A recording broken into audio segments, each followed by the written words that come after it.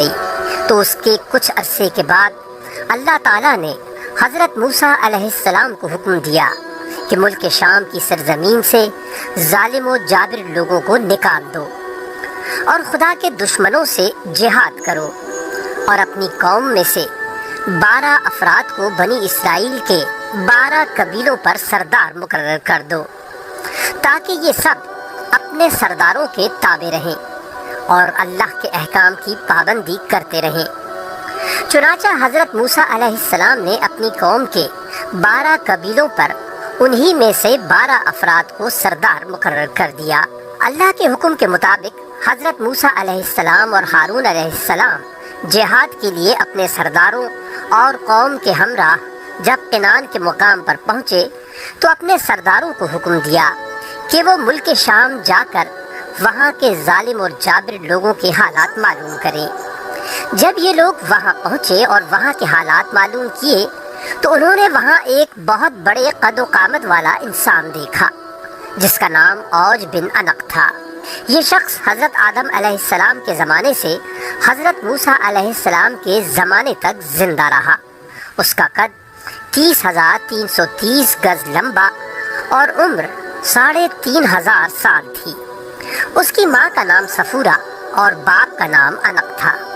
طوفان نوح علیہ السلام سے یہی شخص زندہ بچا تھا۔ اپنے دراز قد کی وجہ سے یہ شخص سمندر کے پانی میں بھی نہیں ڈوب سکتا تھا اور سمندر کی تہہ سے مچھلی پکڑ کر اپنی لمبائی کے باعث اسے سورج کی تپش سے بھون کر کھاتا تھا۔ اوج بن عنق نے جب ان سرداروں کو دیکھا تو ان سے دریافت کیا کہ تم کہاں سے آئے ہو اور کہاں جاؤ گے؟ ان سرداروں نے جب اسے اپنا حال بیان کیا تو اس نے ان سب کو پکڑ لیا اور اپنی بیوی کو دکھانے کے لیے لے گیا۔ اپنی بیوی سے کہنے لگا، دیکھو یہ سب میرے ساتھ لڑنے کے لیے آئے ہیں۔ یہ کہہ کر انہیں زمین پر ڈال دیا اور چاہا کہ چیونٹی کی طرح پیر سے مسل دے، تو اس کی بیوی نے کہا کہ ان کو چھوڑ دو، یہ کمزور اور ناتواں ہیں، خود ہی چلے جائیں گے، تجھ کو انہیں مارنے سے کیا فائدہ ہوگا؟ چنانچہ یہ سردار ظالموں اور جابروں کی کثرت سے بہت ڈر گئے۔ واپس آ کر انہوں نے ملک شام کی باتیں اور دشمن کی قوت کے بارے میں حضرت موسیٰ علیہ السلام کو تفصیل سے بتایا۔ انہوں نے بیان کیا کہ وہاں کے پھل بھی بہت بڑے بڑے ہیں، اگر ایک دانہ انار کا نکالیں تو آدمی سیر ہو جائے۔ اسی طرح انگور بھی بہت بڑا دیکھا کہ اگر ایک دانہ کھا لیں تو جی بھر جائے اور دوسرا نہ کھایا جائے۔ جو پھل وہ اپنے ساتھ لائے تھے وہ حضرت موسیٰ علیہ السلام کو دکھائے۔ حضرت موسیٰ علیہ السلام نے ان سے کہا کہ اپنی قوم کے لوگوں سے شام کے لوگوں اور ان کی قوت کے بارے میں کچھ بیان نہ کرنا، کیونکہ یہ لوگ تو پہلے ہی بزدل ہیں اور جہاد سے بھاگ جائیں گے۔ آپ علیہ السلام کے اس حکم پر ان 12 سرداروں میں سے صرف 2 سردار اپنے وعدے پر قائم رہے۔ ان میں سے 10 سرداروں نے عہد شکنی کی اور قوم کے افراد کو وہاں کا سارا احوال جو وہاں دیکھا تھا بیان کر دیا، اور اوج بن عنق کے ہاتھ پکڑے جانے کا واقعہ بھی بتا دیا۔ جب قوم نے ان سے دشمن کی قوت کے بارے میں سنا تو ہراساں ہو کر جہاد پر جانے سے کترانے لگے اور مصر واپس جانے کی تیاری میں لگ گئے۔ حضرت موسیٰ علیہ السلام نے فرمایا، اے لوگو، تم مت گھبراؤ اور جہاد سے بھاگنے کی کوشش نہ کرو۔ میرے ساتھ اللہ تعالیٰ نے وعدہ فرمایا ہے کہ میں تمہیں ان کافروں پر فتح دوں گا۔ تو قوم نے حضرت موسیٰ علیہ السلام سے کہا کہ وہاں پر تو ایک شخص ہے جو بہت بڑی قد و قامت والا ہے اور وہ بڑا ہی زبردست ہے، ہم ہرگز وہاں نہیں جائیں گے جب تک کہ وہ شخص وہاں پر موجود ہے۔ وہ دونوں سردار یشوع بن نون اور کالوت بن قتادہ جو اپنے وعدے پر قائم رہے تھے قوم سے کہنے لگے کہ اے قوم، ٹھہر جاؤ اور ان پر حملہ کر دو، اللہ تعالیٰ تم کو فتح دے گا۔ اور موسیٰ علیہ السلام نے وعدہ کیا ہے کہ اللہ ان کو ضرور ہلاک کرے گا جس طرح فرعون کو ہلاک کیا تھا۔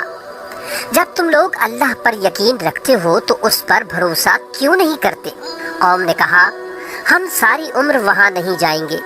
اے موسیٰ علیہ السلام، تو اور تیرا رب دونوں جا کر ان سے لڑو، ہم تو یہیں بیٹھے رہیں گے۔ حضرت موسیٰ علیہ السلام نے ان سے غصہ ہو کر ان کے لیے اللہ سے بد دعا کی، جس کی وجہ سے شام کی فتح میں 40 سال کی تاخیر ہوئی۔